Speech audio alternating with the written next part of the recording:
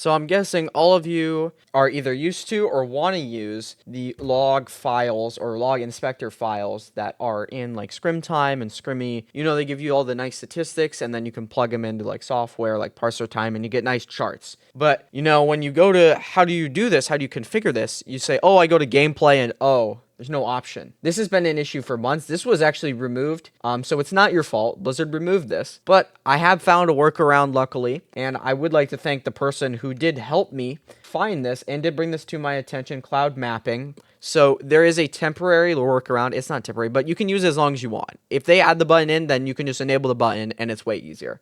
But you can do this, and it's not that big of a deal, I don't think. So I'm going to add in some AI to simulate a scrim. And I'm going to show you that every game you can go in here and click and you'll be able to add in these log files. So let's start the game. Okay, so I want to iterate. This is not a perfect solution and has its drawbacks, but I think it's much better than not having the file itself. So if you can figure it out with your team, I think you can do this and I'd highly recommend it. So now let's go into game. I just wanted to say that before we go in. And what we're going to do is we're going to enable a setting. This is not in the traditional options menu. Now, first of all, I'd recommend doing this before you scrim, and you only need to do this once. So you're going to open your menu, and you're going to go to Open Workshop Inspector, not Options. Go to Workshop Inspector. It's probably going to say Workshop Inspector Disabled, and there's going to be an orange Enable button. You're going to want to click that button, and then you're going to get this big screen here. We do not care about much of this except this button down here and this over here. You don't need to worry about this really. All we're going to be doing is pressing this button once, and that's all you got to do.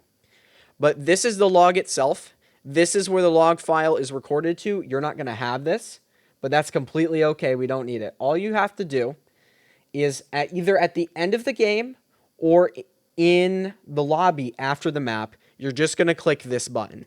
And you're going to want to do this after the game ends because you don't want any logs to not appear. There's going to be some logs that happen after, maybe towards the end of the game. So like once you see the victory and you can navigate to the inspector, then you can click copy log, or you can do it afterwards in the lobby. But there's some caveats to that, so it might be easier to just have it be a coach or a manager, just hit it at the end of the game. So I want somebody to maybe get a kill if possible. All right, we're going to go back to lobby. But in a normal game, you just let the whole game play out. And once you get to that victory screen, then you can press Workshop Inspector and then press the copy button. Now, I'm going to show you how to do it in the lobby. So say you played through the whole map and you don't want to have somebody do it right as the game ends. So you can do it. But the caveat is you cannot interact with chat. You cannot press enter. Enter does not work. I know it's weird. It is very weird.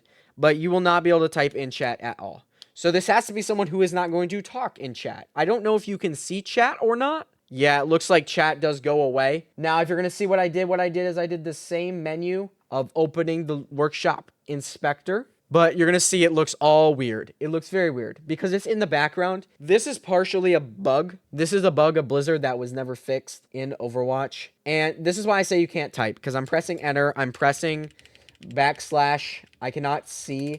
So this has to be somebody, if you're going to do this in like the lobby, it has to be someone who is okay not seeing chat. So maybe a player might be best to do this if you want to do it in the lobby and not right as the game ends, which is probably more convenient for you. So just having a player basically go in and you're going to click this copy to clipboard all log. You can see it's still saved over here and it looks weird. You can't get rid of this menu. This is what I mean by it's really broken.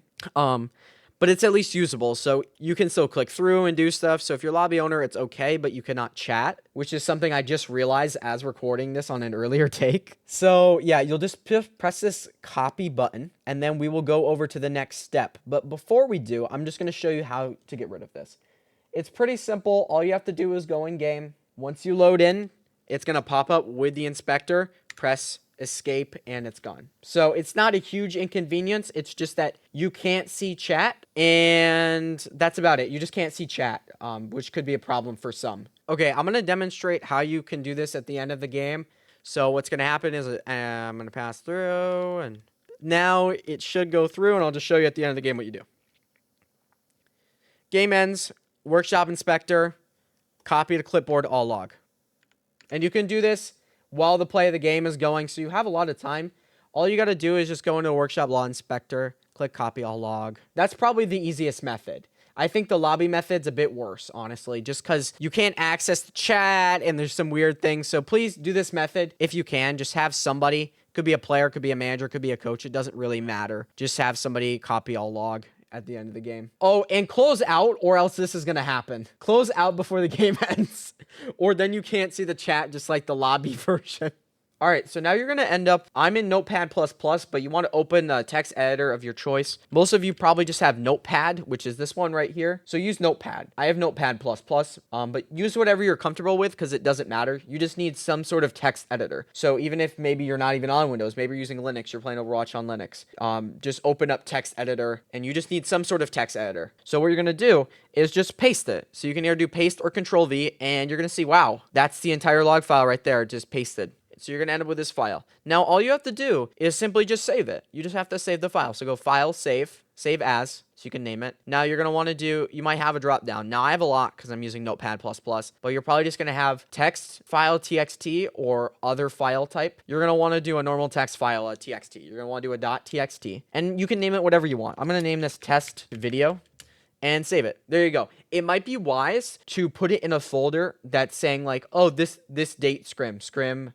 Maybe make a logs folder and maybe your documents or somewhere where you'll know where it is, and then just date it. So maybe put like this date map 1, this date map 2, this date map 3, map 4, map 5, map 6. Just like that. That'd be easy to remember, as in the workshop log, it auto puts in the time, the date, and the timestamp, but it might be easier for you if you do map 1, map 2, map 3. So now that we have this, we're going to transfer over to parser time, which is the parser I'm going to be using in this video. There's also the scrim time parser, which you can check out. I think I have it linked if you scroll down far enough, or you can go to the scrim time, the Logtime page itself, and I think it's linked there. Both of those are very good tools, but I recommend parser time as it's more in-depth. There's a lot cooler. You know, the scrim time parser just puts it in an Excel doc, while parser time gives you full charts and stuff. Maybe like if you remember Overstat back in the day, where you could see all kill feeds and kills, it's very similar to that. And I think I saw Lux was commenting on this thing. So if you're watching this video, Lux, I'm very thankful for all the effort you put in, because parser time is incredible. And I'm not being sponsored here. I'm just saying I really like parser time. And if you're using Scrimmy, it has the best compatibility compared to Datastrike, as I've seen so far. All right, so you're gonna want to navigate to this URL, parsertime.app. Now, there are other things you can use, as I've already told. I'm just gonna be using parsertime for this tutorial, but basically all you need to do is, if you don't have an account, click get started. If not, click sign in. So click sign in, and you can either log in with your email, password. I have a GitHub account, so I just use GitHub. Just one click, already logged in. Now you can see I have all these scrims. Now, parser time does work a bit differently. It is meant for teams, as you can kind of see. I don't think there's a way to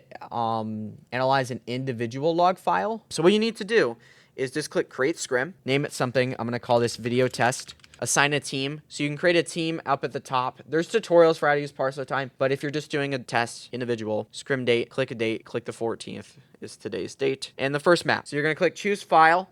You're going to have all these files load up, and you're just going to want to click test video or whatever. You just put in the first map, as you can see. So just put in the first map. Only XLSX and TXT files are accepted. So if you run it through the scrim time parser, you can still use parser time. Now you're just going to submit it, and it's going to load automatically. So you see here, video test, and there's the map right here. So you just click here. So I forgot to say this in the video, but all you got to do is, if you want to add another map, just click choose file, add the second map, third map, just like that. You just have to keep doing that. And yep, kill feed charts, you can see that's damage over time. Oh, there you go. Current hero damage. All that. So yeah, there is a way to still use the workshop log inspector file, even if Blizzard doesn't want you to. I'm just kidding. I don't think they did it intentionally, and that's the way to do it. And I hope they don't remove this. I can't guarantee they won't, but they don't have a reason to. I hope this works for all of you. And honestly, I'm super happy finally that I'm able to help you guys out. This is awesome. I've been looking for this for forever. So I'm hoping that all of you, maybe who are new to Overwatch or have not used logs before and want to get into them, they're a great tool, and parser time's a great way to analyze them, but there are many other ways, and this should help you improve your game. So thank you for watching, and I hope that helped you out, and good luck in your scrims, guys.